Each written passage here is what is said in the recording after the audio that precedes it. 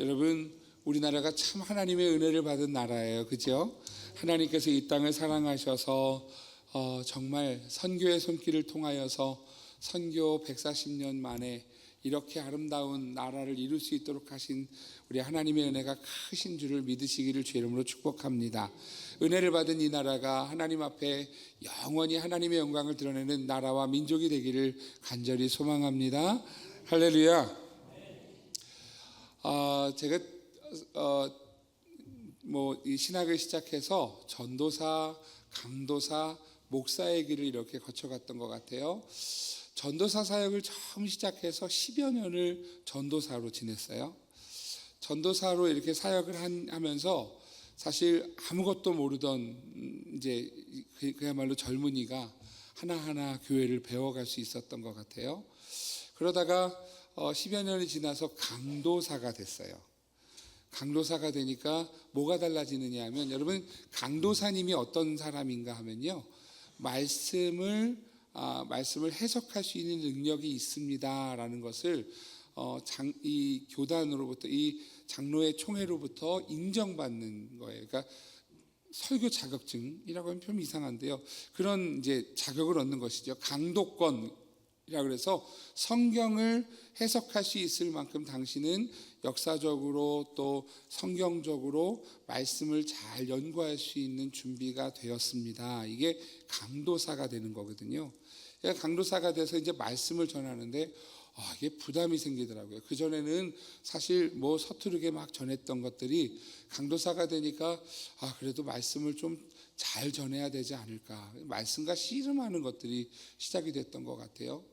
그래도 좀 괜찮았는데 제가 4년 반 정도를 제가 강도사 생활을 하다가 목사가 됐어요. 목사가 되니까 이게 또 갖는 부담이 굉장히 크더라고요. 목사가 된 다음에 한 14년 정도 된 것 같은데요, 목사 안수를 받고 처음에 달라진 게 일단 축도를 하는데요, 처음 축도할 때 기억이 있어요. 손이 덜덜덜덜덜 떨려가지고 초보 목사가 축도를 하는데 참 이게 내가 이렇게 해도 되는 건가, 이 생각이 들더라고요. 지금도 축도할 때마다 그 마음이 있어요. 그래서 사실 축도할 때마다 두려운 마음이 있고, 축도를 그래도 어떻게 축복해야 할까라고 하는 고민이 사실 축도할 때마다 있는 것 같습니다. 축도만이 아니고 목사가 되고 난 다음에 이제 해야 됐던 일들이 또 있지요. 사실 그 중에 하나가 성찬이에요. 성찬을 집례하는 일에 대한 부담이 사실은 지금도 참 큽니다. 제가 우리 교회 담임으로 오기 전에 제가 이 직전에 있었던 교회에서 매주마다 러시아 예배도 인도하고 이러면서 축도나 성찬도 이렇게 수없이 해왔습니다만, 그래도 정작 할 때마다 참 부담을 갖는 것 같아요. 축도도 마찬가지고 성찬도 마찬가지지요. 특별히 성찬하면은 제 기억에 이런 기억이 있어요. 제가 어렸을 때 제가 다녔던 교회는 성찬을 하면 꼭 굉장히 엄숙하고 경건하게 성찬을 했어요. 권사님들이 그냥 성찬 받으시는 분이 많지 않으셨어요. 성찬을 받을 때면 그러면 여기저기서 훌쩍훌쩍거리고 막 엉엉 우시는 분들도 계시고 막 그러면서 성찬을 받는데 조심스러움으로 받는 그러한 모습을 제가 어렸을 때부터 기억 속에 있어요. 어느 날인가 시대가 변한 건지 성찬에서 우는 분들을 찾기 어려워져 가고요. 그리고 성찬이 좀 가벼워지는 것 같다라는 생각이 들 때가 요즘은 참 많습니다만, 여러분, 성찬은요, 우리가 받는데 예수님의 십자가를 기억하며 받아야 되는 일이지요. 예수님께서 나를 위해 십자가를 지셨습니다. 십자가에서 나를 위해 돌아가셨습니다. 나를 위해 살이 찢기셨고 십자가에서 나를 위해 그 보혈, 그 피를 흘려주셨습니다 라는 믿음의 고백이 사실 성찬이라는 것이지요. 여러분, 그래서 지금도 우리가 성찬을 받을 때마다 우리 선민의 모든 성도님들이요, 성찬을 예수님의 십자가를 대하며 받는 그러한 믿음이 있기를 주의 이름으로 축복합니다. 성찬은요, 은혜예요. 예수님의 십자가의 은혜를 기억하며 받는 것, 이게 성찬이거든요. 오늘 여러분 이 성찬의 은혜는요, 예수님이 우리 안에 계시는 그러한 은혜인 줄을 꼭 믿으시기를 주의 이름으로 축복합니다. 여러분, 예수님께서 이 땅에 오셔서 십자가에 죽으신 이유가 바로 저를 위해서, 여러분을 위해서이지요. 지난주부터 오늘까지 우리 좀 이제 휴가철이고 쉬는 그러한 마음을 가지고 말씀을 나누려고 이렇게 고민하면서 하다가 오늘은 좀 이런 말씀의 내용을 나누려고 합니다. 저를 한번 따라해 주세요. 나는 생명의 떡이다. 예수님께서 나는 생명의 떡이라고 말씀하셨습니다. 우리가 읽은 오늘 요한복음은요, 요한복음의 핵심이 두 가지 정도를 좀 생각하실 필요가 있어요. 하나는 무엇인가 하면 예수님이 인간으로 이 땅에 오셨지요. 인간으로 오셨어요. 지금으로 생각하면 우리와 똑같이 먹고 마시는 인간인 거예요. 그런데 그 인간이신 예수님이 어떻게 하나님이신가를 가르쳐 주는 것이 요한복음이에요. 그래서 창세전부터 말씀이 계셨고 빛이 있었고 말씀이 계셨고 그 말씀이 육신이 되신 것이 예수님이다라는 것을 요한복음의 1장에서부터 증거하고 있는 것이지요. 오늘 여러분, 예수님이 이 땅에 오셔서 하나님이신 예수님이 육신을 입고 오신 것이기에 우리는 예수님을 나의 주, 나의 하나님이라 고백하는 것입니다. 또 한 가지 요한복음에서 가르쳐주는 중요한 것 중에 하나가 무엇인가 하면 요한복음 15장에 보면 이렇게 말씀하지요. 나는 참 포도나무요 너희는 가지다. 그래서 이렇게 말씀하세요. 내가 너희 안에, 너희가 내 안에 거할 때, 여러분, 하나님 안에 거하는 우리들, 그리고 우리 안에 거하시는 주님, 오늘 이것이 요한복음의 중요한 주제예요. 그래서 다시 말하면 오늘 우리 안에 예수님이 거하신다라는 것을 가르쳐 주는 것이 요한복음이다라는 것이지요. 오늘 그 요한복음에서 예수님을 가르쳐 주기 위해서 일곱 가지의 표적, 일곱 가지의 대화, 일곱 가지의 선언을 하고 있는 것을 볼 수가 있습니다. 먼저 요한복음에 나오는 일곱 가지 표적은 이렇게 나와 있어요. 일곱 가지의 표적이라고 나오는 것은요, 혼인잔치에서 포도주를 만드신 것, 이게 지금 요한복음에서 예수님을 보여주는 표적이고요. 또 가버나움에서 왕의 신하의 아들을 치유하셨다라는 거예요. 그리고 예루살렘 베데스다 목가에서 환자들을 치유하시면서 예수님이 하나님이신 것을 보여주고 있다. 또 5,000명을 먹이신 사건이죠. 6장, 요한복음 6장이에요. 그리고 갈릴리 바다 위를 걸으신 사건, 그리고 예루살렘에서 소경을 치유하신 사건, 그리고 베다니에서 죽은 나사로를 살리신 사건을 통해서 예수님이 하나님이시다라는 것을 보여주고 있어요. 이게 일곱 가지 표적이라고 한다면 일곱 가지 대화가 또 나와요. 요한복음에 보면 요한복음 일곱 가지 대화는 이렇습니다. 니고데모와 대화하시는 장면이 나오지요. 새 생명에 대한 대화이고요. 사마리아 여인과 대화, 생수를 주신다라고 하는 약속이지요. 사마리아 여인과의 대화가 4장에 나오고요. 38년 된 소경을 고치신 후에 아들의 권위에 대한 이야기를 나누시는 대화가 있습니다. 그리고 또 오병이어, 요한복음 6장에 오병이어로 5,000명을 먹이신, 그래서 생명의 떡에 대해서 말씀하시는 오늘 본문 말씀의 내용이지요. 그리고 예수님이 무리를 걸으신 그러한 말씀, 소경을 고치신 후에 세상의 빛에 대하여 대화하시고요. 나사로를 살리신 사건과 관련해서 선한 목자에 대한 그러한 예수님을 보여주고 있습니다. 자, 여러분, 제가 지금 일곱 가지 표적과 일곱 가지 대화를 말씀드렸어요. 그리고 세 번째 것은요, 일곱 가지 선언입니다. 나는 누구인가? 예수님이 자기 자신을 향해서 이렇게 말씀하세요. 나는 I am, 나는 누구다, 이거죠. 여러분, 그 일곱 가지가 이렇게 나옵니다. 이거는 같이 한번 읽어봤으면 좋겠는데요. 제가 읽어드리면 여러분들 같이 읽어주십시오. 첫 번째, 시작. 자, 나는 생명의 떡이다. 오늘 본문 말씀이에요. 오늘 예수님이 자신을 향하여서 나는 생명의 떡이라고 말씀하시는 말씀이 있고요. 그 다음에 2번, 예수님이 나는 세상의 빛이라고 말씀하세요. 3번, 예수님 스스로가 양의 문이라고 말씀해 주십니다. 그 다음에 4번이요, 선한 목자 되신 예수님. 5번, 6번이요, 7번, 나는 참 포도나무다. 할렐루야. 예수님께서 자기 자신을요 이렇게 말씀하시면서 자신이 하나님이신 것을, 하나님의 독생자 예수라는 사실을 오늘 가르쳐주고 있는 말씀이 나오는 것이지요. 제가 오늘 이렇게 일곱 가지 표적과 7가지 대화와 7가지 선언을 말씀을 드리면서 오늘 이 3가지에 다 겹쳐지는 것이 사실 오늘 본문 말씀이다, 요한복음 6장 말씀이다 라는 말씀을 나누려고 합니다.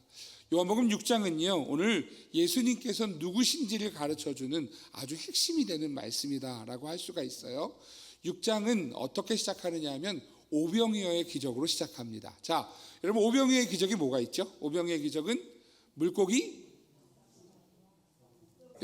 5마리라 그러시면 안 되죠, 그죠? 물고기 2마리와 보리떡 5개요. 제가 이렇게 했다고 물고기 5 이러시면 안 돼요. 물고기 2마리와 보리떡 5개로 몇 명을 먹이셨어요? 5,000명을 먹이셨어요. 마태복음 14장 21절은 이렇게 말씀합니다. 먹은 사람은 여자와 아이 외에 5,000명이나 되었더라. 여러분 지금 여자와 아이 외에 그러면 성인 남자들만 얘기하고 있죠. 그 성인 남자들만 얼마가 먹었느냐면 5,000명이 먹었어요. 여러분 예수님께서 보리떡 5개와 물고기 2마리로 5,000명을 먹이셨다. 여러분 기적이지요. 오늘 아까 일부 예배가 끝나고 한 권사님이 저한테 물어보세요. 목사님 보리떡이 얼마나 했어요? 보리떡이 제 얼굴만 했을까요? 아니요. 여러분 어린아이 한 끼 식사로 지금 도시락을 싸준 게 보리떡 5개와 물고기 2마리였어요. 그러니까 여러분 한 끼 식사 이만큼 크면 먹지 못하겠죠.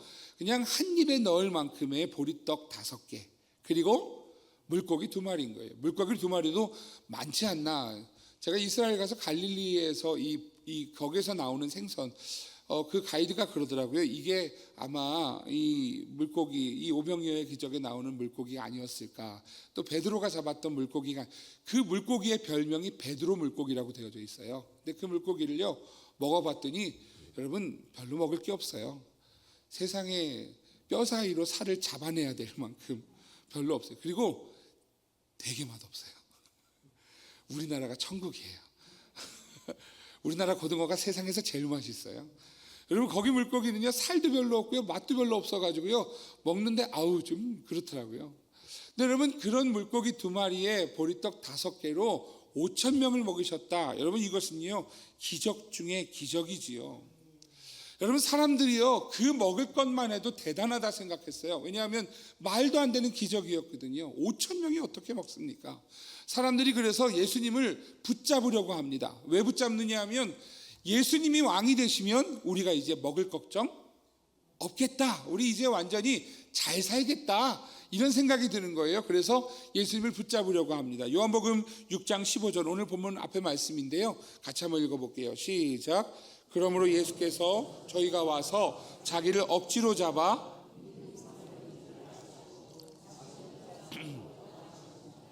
아멘. 사람들이 예수님을 억지로 붙잡으려고 했어요. 붙잡아서 예수님을 왕으로 삼아서 자신들의 배고픔을 채워줄 그러한 왕으로 세우려고 했습니다. 예수님이 그걸 알고 계셨고 그래서 예수님은 지금 그들을 피해 산으로 가셨다가 그 사이 말씀에 무리를 걸으신 예수님이 나오죠. 그리고 그 물을 건너서 이제 가버나움에 예수님은 도착하셨습니다. 그런데 문제가 생겼어요. 사람들이 여간 끈질기지 않아요. 사람들이 예수님을 찾아서 이리저리 찾아다니는 거예요. 심지어는 배 타고 왔어요. 오늘 24절 말씀 같이 한번 읽어보겠습니다. 같이 읽을게요. 시작. 무리가 거기에 예수도 안 계시고 제자들도 없음을 보고 곧 배들을 타고 예수를 찾으러 가버나움으로 가서.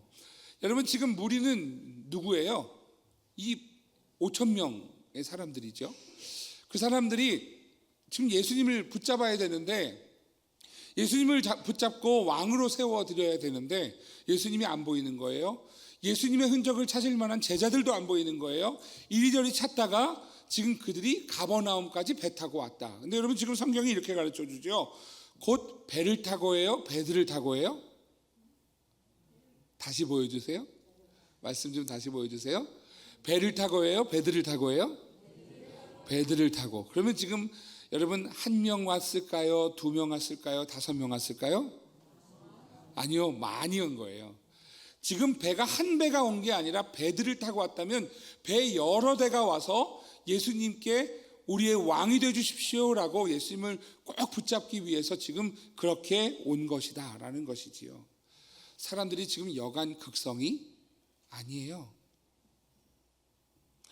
그들이 심지어는 예수님을 만나서요, 예수님께 짜증 비슷한 것을 좀 내요. 여러분 25절 말씀도 같이 한번 읽어볼게요. 25절 같이요. 시작.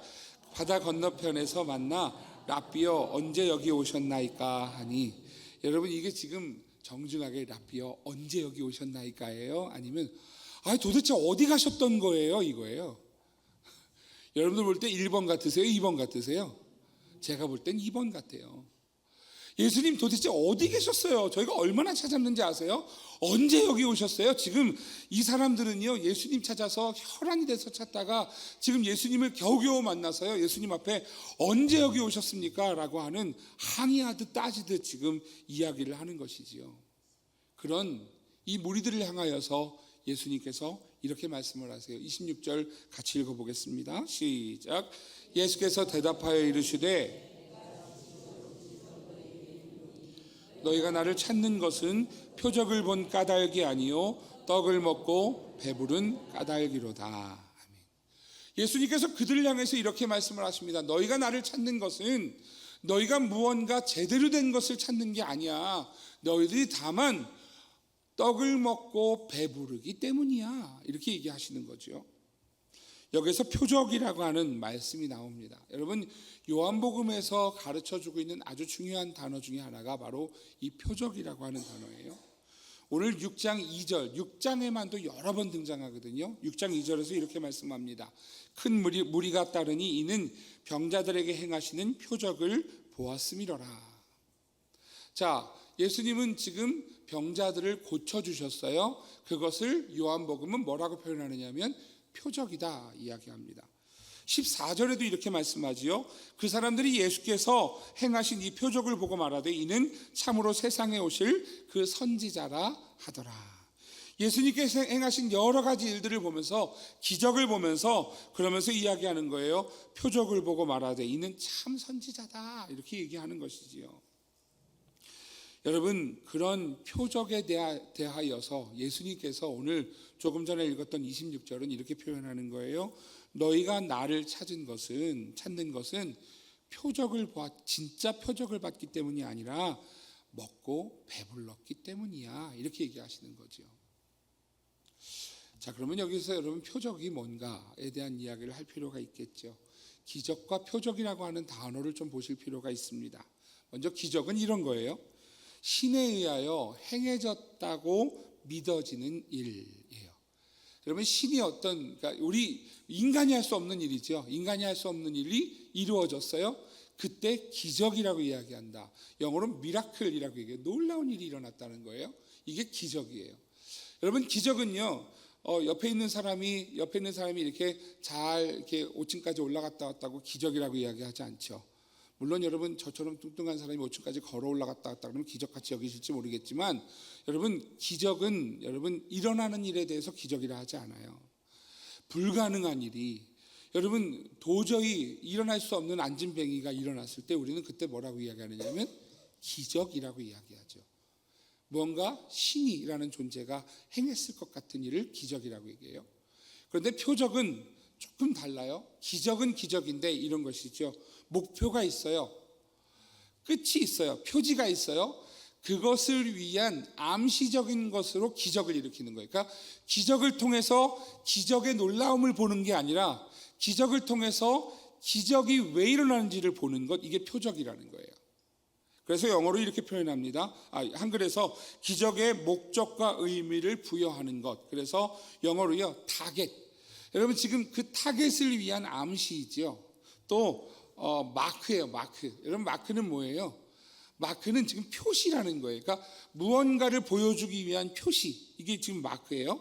사인이라고 표현해요. 사인은 여러분, 사인, 뭐 야구에서도 사인이 있잖아요. 야구 선수가 이쪽으로 줘, 이런 사인을 갖다가 상대편이 모르게 사인을 막 이렇게 넣어요. 그러면은 자기들끼리 아는 사인이 있어요. 그래서 요 사인이 문제가 아니라 이 사인을 통해서 뭔가를 하자, 이게 사인이지요. 부부나 아니면 친한 친구 간에 이렇게 눈빛으로 싹 교환해서 사인 싹 하고 하는 거, 이게 사인이에요. 근데 사인이 중요한 게 아니라 그 사인을 통해서 무언가 할 일이 중요하죠. 이게 표적이라는 거죠. 헬라어로 세메이아라고 하는 단어예요. 여러분, 이 세메이아라고 하는 이 표적은요, 우리로 하여금 예수님이 하나님이신 것을 찾게 하는 길이라는 거예요. 단순히 기적, 놀라운 일이 아니라 이 놀라운 일을 통하여서 예수님이 하나님이시구나, 이걸 보게 하는 거죠.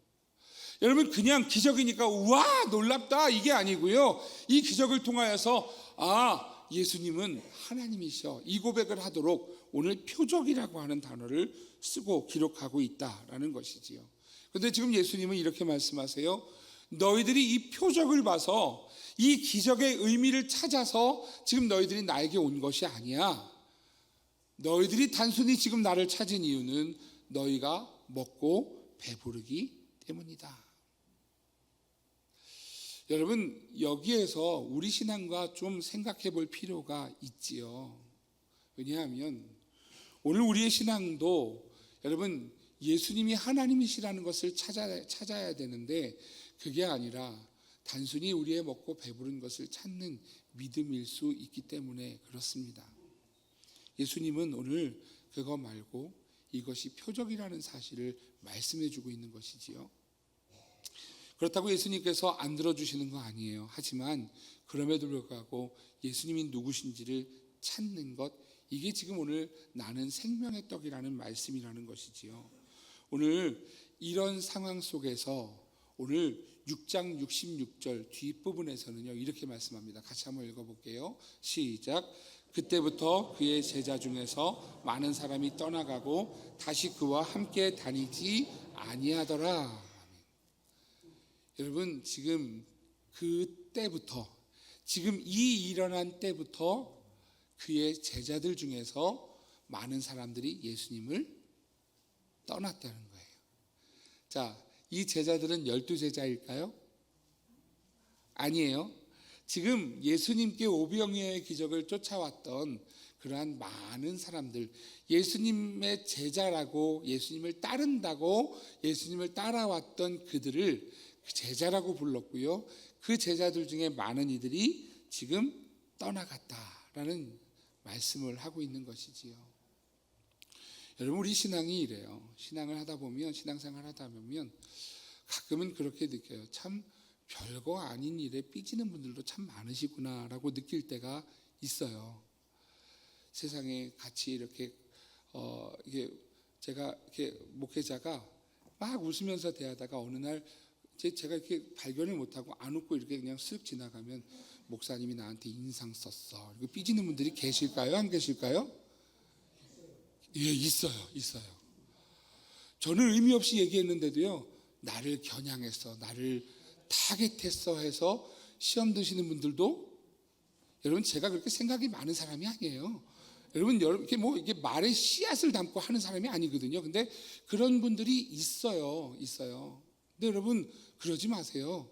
여러분, 오늘 지금 성경은요, 오늘 12명의 제자들 말고 다른 제자들 가운데 많은 제자들이 그래서 지금 예수님을 자기의 기대에서 못 미치는 예수님으로 보고 지금 떠나갔다, 이렇게 얘기하는 거예요. 여러분, 그런 가운데 우리가 진짜 믿고 있는 게 뭔가, 여러분, 여기에서부터 다시 찾아나가야 된다는 것이지요. 오늘 이 요한복음 6장에서 우리의 믿음에 대한 이야기를 가르쳐 주는 거예요. 우리의 믿음은 첫 번째, 여러분, 오늘 첫 번째는 이것입니다. 우리가 원하는 것이 무엇인가? 우리가 원하는 것이 무엇인가? 여러분, 이 신앙을 점검하는 두 가지를 이야기하려고 하는 거예요. 첫 번째는 내가 원하는 것을 얻기 위한 신앙인가, 아니면 주님이 주시는 것을 얻기 위한 신앙인가라는 것이지요. 여러분, 고민해 보셔야 돼요. 내가 원하는 것을 얻기 위한 그러한 신앙을 가진 이들은요, 오늘 지금 제자들처럼 떠나가요. 왜냐하면 본인의 기대와 본인의 생각에 예수님을 규정하고 있기 때문이지요. 신앙을 규정하고 있기 때문에 그래요. 그런데 여러분, 오늘 예수님이 주시는 것은요, 오늘 주님에 대한 기대가 신앙이라고 가르쳐주고 있는 것이지요. 여러분, 1번이세요? 2번이세요? 여러분, 우리의 신앙이 내가 원하는 것을 얻지 않으면 여러분, 그러면 실망하고 그리고 주저앉아 버리는 신앙입니까? 아니면 주님이 나에게 오늘 무엇을 주시려 하나를 찾는 하나님을 향한 기대와 믿음의 신앙입니까? 오늘 여러분, 이 두 번째 신앙이 우리 선민의 모든 성도들의 신앙이 되시기를 주의 이름으로 축복합니다. 광야에서 하늘에서 내려진 그 은혜는요, 오늘 우리를 어디를 보고 오늘 가라고 말씀하시는 것이냐면 하늘을 보고 하늘에 주시는 은혜를 기대하며 여러분 그렇게 가라는 것이지요. 하나님은 그들에게 매일같이 만나와 메추라기를 주셨어요. 그런데 백성들은요, 오늘 그 가운데서 뭐라고 이야기하느냐면 메추라기 질려.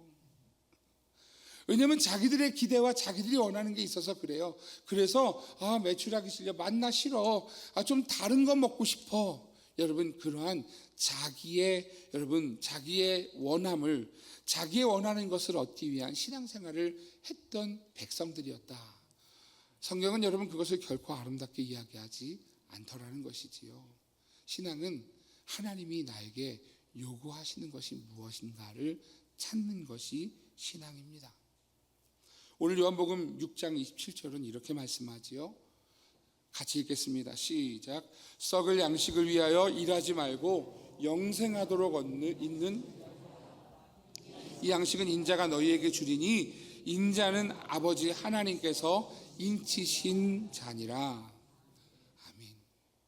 여러분, 썩을 양식, 우리가 원하는 것 말고 영생에 이르게 하시는 예수님이 주시는 그 은혜를 오늘 기대하고 받으라 하는 것이지요. 오늘 그것이 본문 말씀 35절입니다. 오늘 주제 말씀이지요. 같이 한번 읽어볼게요. 시작. 예수께서 이르시되 나는 생명의 떡이니 내게 오는 자는 결코 줄이지 아니할 터이요 나를 믿는 자는 영원히 목마르지 아니하리라. 아멘. 여러분, 지금 예수님께서 말씀하시는 거예요. 나는 생명의 떡이다. 그 떡을 받으면서 여러분, 혹시 여러분의 기도를 채우고 계시지 않습니까? 저는 팥을 안 좋아해요. 시루떡 안 돼요. 이러고 있지는 않습니까? 주님이 생명의 떡이라고 하는 것은요, 오늘 우리에게 주시는 하늘의 은혜예요. 하나님의 은혜예요. 오늘 그 은혜를 받을 수 있는 믿음의 성도가 되시기를 주의 이름으로 축복합니다. 여러분, 이것이요, 오늘 주님을 기대하는 믿음이에요. 두 번째, 우리의 믿음은 어떤 믿음인가? 오늘 예수님께 와서 믿는 것이다. 오늘 6장 35절 말씀, 우리가 읽었던, 조금 전에 읽었던 말씀인데요, 이렇게 말씀합니다.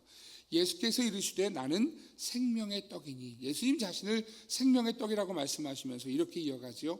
내게 오는 자는 결코 줄이지 아니할 터이요 나를 믿는 자는 영원히 목마르지 아니하리라. 생명의 떡을 어떻게 먹는가를 가르쳐 주는데요, 이렇게 말씀하세요. 내게 오는 것이다 라고 하는 거예요. 여러분, 우리가 생명의 떡을 어떻게 먹느냐? 예수님을 이렇게 집어먹는 게 아니죠.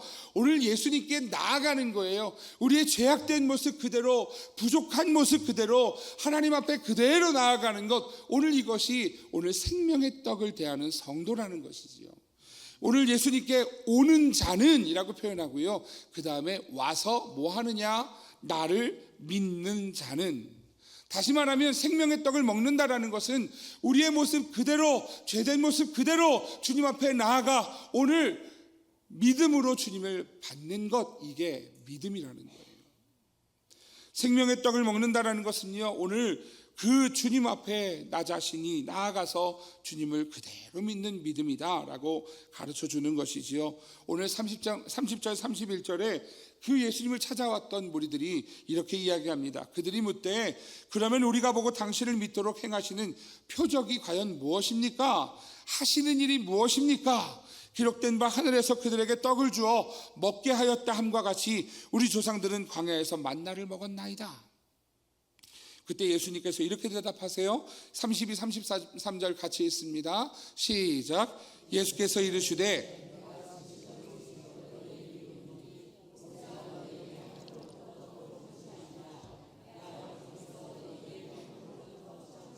주시나니 하나님의 떡은 하늘에서 내려 세상에 생명을 주는 것이니라. 아멘.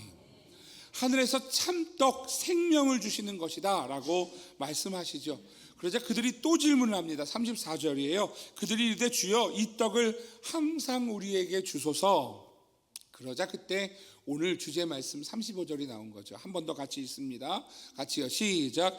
예수께서 이르시되 나는 생명의 떡이니 내게 오는 자는 결코 줄이지 아니할 터이요 나를 믿는 자는 영원히 목마르지 아니하리라. 여러분, 오늘 예수님이 생명의 떡, 내가 바로 생명의 떡이고 오늘 나를 믿는 자, 오늘 내게 와서 나를 믿는 자는 오늘 이 생명을 얻게 되는 영원히 목마르지 않는 은혜를 얻게 된다라고 말씀하는 것이지요. 이 말씀은요 여기서 끝나는 게 아니에요. 6장은요 오병이어에서부터 여기를 거쳐서 저 뒤에까지 가요. 54절 56절 같이 읽겠습니다. 54, 56절입니다. 시작. 내 살을 먹고 내 피를 마시는 자는 영생을 가졌고 마지막 날에 내가 그를 다시 살리리니 내 살은 참된 양식이요 내 피는 참된 음료로다. 내 살을 먹고 내 피를 마시는 자는 내 안에 거하고 나도 그의 안에 거하나니. 아멘. 오늘 예수님이 생명의 떡임을 말씀하시는 이유는 무엇이냐면 이것을 통해서 십자가에 죽으시고 그 살을 그 피를 우리를 위하여 주신 오늘 그 의미를 우리에게 전하고 계시다라는 것이지요. 다시 말하면 성찬이에요.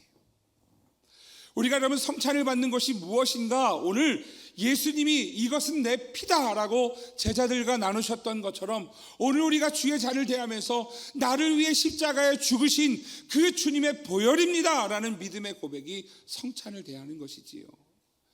예수님이 오늘 그 떡을 떼며 제자들에게 이것은 너희를 위하여 찢긴 나의 살이다 라고 말씀하셨던 그 살을 오늘 우리가 성찬을 대하면서 하나님 앞에 두려움으로 경외함으로 하나님 앞에 감사함으로 주님의 십자가 찢기신 그 몸을 기억함으로 하나님 앞에 받는 것, 여러분 이것이 오늘 성찬이라는 것이지요. 여러분 주님의 보혈을, 주님의 그 몸을 우리가 먹고 마심으로 우리 안에 생명이 사는 생명의 떡을 먹는 것이다. 오병이어의 의미가 여기부터 있다라는 거예요.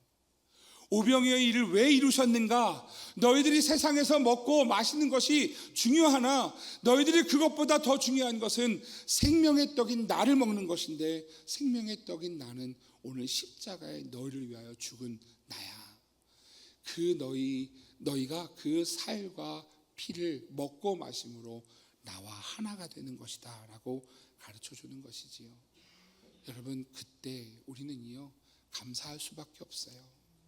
예수님의 십자가를 기억할 때 여러분 우리는요 믿음이 다시 일어날 수밖에 없어요. 왜냐하면 그 십자가가 그래 나 때문에 찢기신 몸이야, 그래 나 때문에 흘리신 보혈이야, 여러분 그렇게 고백하지 않을 수 없기 때문이지요. 아이작 와츠라고 하는 그러한 찬송가 작사가는요 오늘 그러한 믿음을 가지고 그러한 자기 자신을 향한 하나님의 사랑을 보면서 이런 찬양을 작곡했습니다. 웬 말인가 날 위하여 주 돌아가셨나.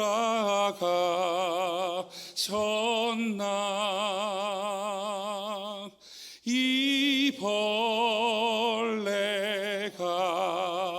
든 날 위해 큰해 받으셨나.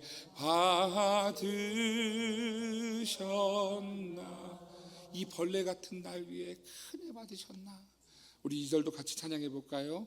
내 지은 죄 다 지시고 못 박히셨으니 웬일인가 웬 은혜인가 그 사랑 그 져라. 나 십자가 나 십자가 대할 때에 그 일이 고마워. 내 얼굴 감히 못 들고 눈물 흘리도다. 늘 울어도 늘 울어도 눈물로써 못 갚을 줄 알아. 몸 밖에 드릴 것 없어. 이 몸 바칩니다.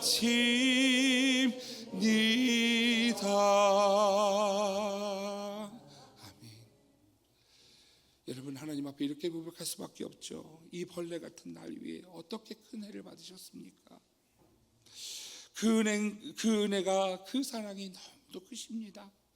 그 십자가 앞에 얼굴을 감히 못 들고 눈물만 흘릴 뿐입니다. 늘 울어도 늘 눈물로써 못 갚을 줄 알아. 몸 밖에 드릴 것 없어. 이 몸 드립니다. 이 몸 바칩니다. 여러분, 헌신은 이 예배가 없으면 헌신이 아니에요. 봉사활동이에요. 이 예배가 있는 사람만이 할 수 있는 것이 진짜 헌신이죠. 감사해서 나를 드립니다가 되는 거예요. 사랑하시는 성도 여러분, 이 은혜가 떠나지 않는 주의 성도가 되시기를 주의 이름으로 축복합니다.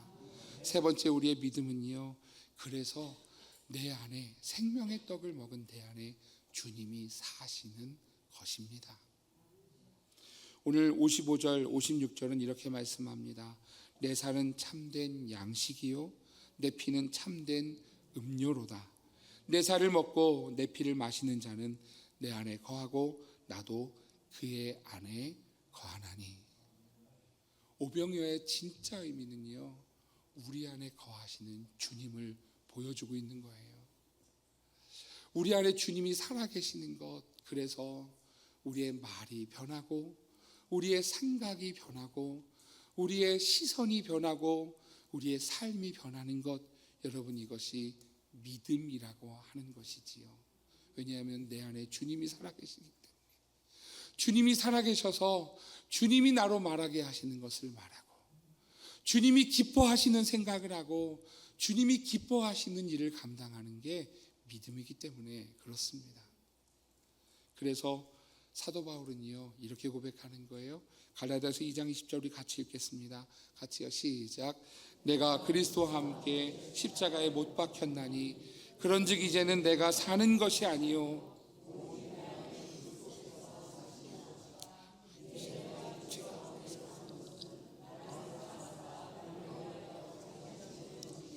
하나님의 아들을 믿는 믿음 안에서 사는 것이라. 아멘. 비로소 우리는 이렇게 고백하는 것이죠. 내 안에 그리스도께서 사시는 것입니다. 사랑하시는 성도 여러분, 제가 쉼이라는 이러한 이야기를 나누면서 오늘 이 말씀을 나누는 것은요, 오늘 이것이 성도의 진정한 쉼이기 때문에 그렇습니다. 하나님의 사랑이 우리 안에 거하시는 것, 주님이 우리 안에 거하시는 것, 그때 비로소 성도는요, 그래, 내가 살고 있어. 주님이 내 안에 사셔서 내가 주님과 함께 사는 거야. 여러분, 이것이 진정한 쉼이 아닐까요? 지난주에 로뎀나무 아래서 엘리야가 지쳐 쓰러졌을 때 주의 사자가 와서 그에게 구운 떡과 그리고 물을 주어서 힘을 주고 일으켜 세워 주셨던 것을 나눴었지요. 오늘 그 주님이 주셨던 구운 떡과 같은 생명의 떡을 우리에게 주셨어요. 생명의 떡은 예수님 자신이시지요. 오늘 그 주님이 우리 안에 계실 때 우리 모든 성도들은요, 힘을 얻고 일어날 수 있는 줄 믿습니다. 오늘 그 쉼과 주님이 함께 하시는 은혜와 평강이 우리 모든 성도들에게 있기를 주의 이름으로 축복합니다. 오늘 이런 고백이 우리의 삶에 있었으면 좋겠어요. 주님이 내 안에 사십니다. 내가 주님 안에 살기 원합니다. 주님이 나의 생명의 떡이십니다. 내가 그 떡을 먹고 마심으로 주님이 내 안에 거하십니다. 오늘 이 믿음의 고백으로 사는 주의 성도들 되셔서 오늘 여러분 살아가는 삶에서 우리 주님이 드러나시는 복되고 아름다운 믿음이 있기를 주의 이름으로 축복합니다. 이제 우리 가슴에 손을 얹고 우리 같이 기도했으면 좋겠는데요. 하나님, 주님이 내 안에 사시기를 원합니다. 순간순간 주님을 잃어버린 부족한 종을 용서해 주시고 주님이 내 안에 사시는 생명의 떡이 되신 주님을 먹고 마심으로 내 안에 주님이 사시는 성도 되게 하여 주옵소서.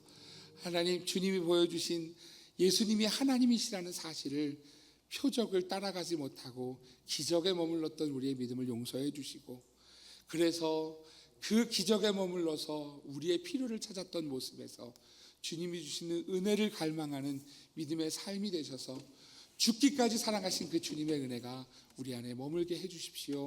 우리 함께 기도하며 나아가겠습니다.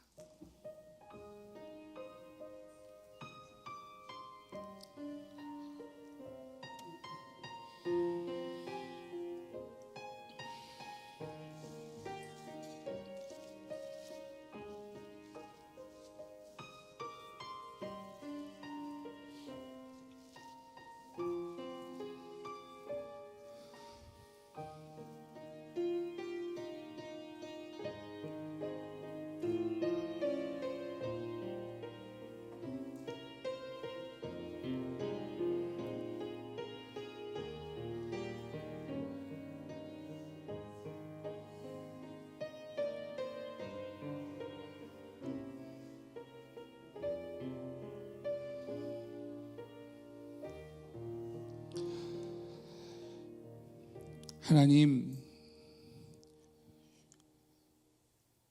흉악한 죄 가운데 사는 우리들을 불러주시고 우리를 하나님의 자녀 삼아주셔서 생명의 떡을 먹고 마심으로 하나님의 사람이 되게 하여 주시니 감사합니다. 그 은혜를 받은 우리들임에도 여전히 기적에 머무는 우리의 믿음을 불쌍히 여겨 주옵소서.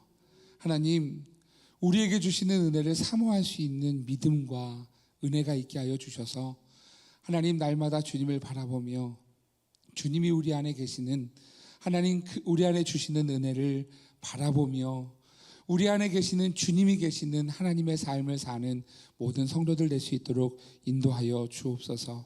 나는 생명의 떡이다, 나를 먹고 마시라 라고 말씀하시는 주님, 오늘 그 생명의 떡 앞에서 오늘 우리 안에 사시는 주님, 오늘 그 주님이 사시도록 우리의 삶을 주장하여 주시사 우리의 말도 우리의 생각도 우리의 삶도 주님이 우리 안에 계시는 복된 삶이 될 수 있도록 하나님 붙잡아 주옵소서. 우리가 가는 곳마다 주님이 사시기를 소망하며 예수님 이름으로 기도합니다. 아멘. 다 함께 자리에서 일어나셔서 그렇게 십자가에 죽기까지 우리를 사랑하신 그 하나님의 사랑을 우리 찬양하고 우리 축도로 예배를 마치겠습니다.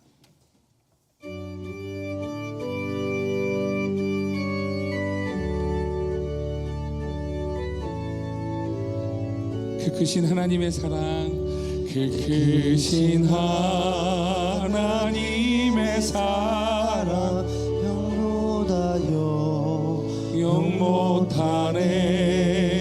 저 높고 높은 별을 넘어 이 낮고 낮은 땅 위에 죄범한 영혼 구하려 그 아들 보내사 화목제물 삼으시고 죄 용서하셨네. 아멘. 하나님 크신 사랑은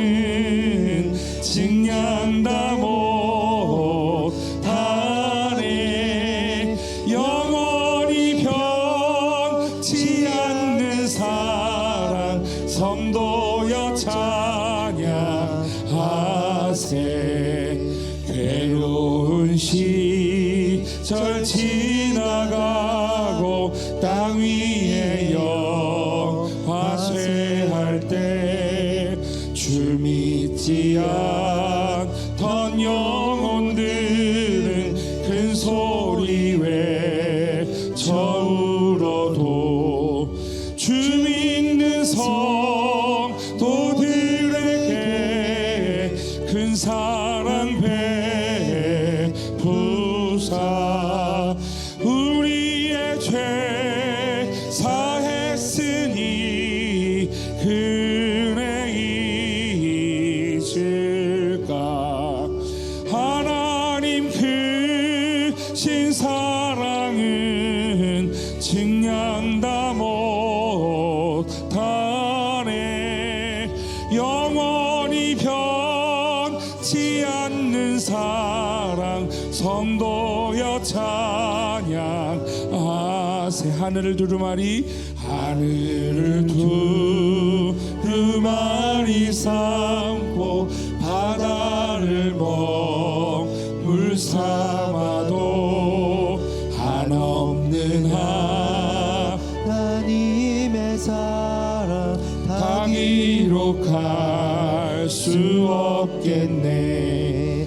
하나님의 크신 사랑 그 어찌 다 쓸까. 저 하늘 높이 쌓아도 채우지 못하리. 하나님 크신 사랑은 증량다 못하네. 영원히 변치 않는 사랑 성도여 찬양. 하나님 크신 사랑은 하나님 크신 사랑은 증량다 못하네.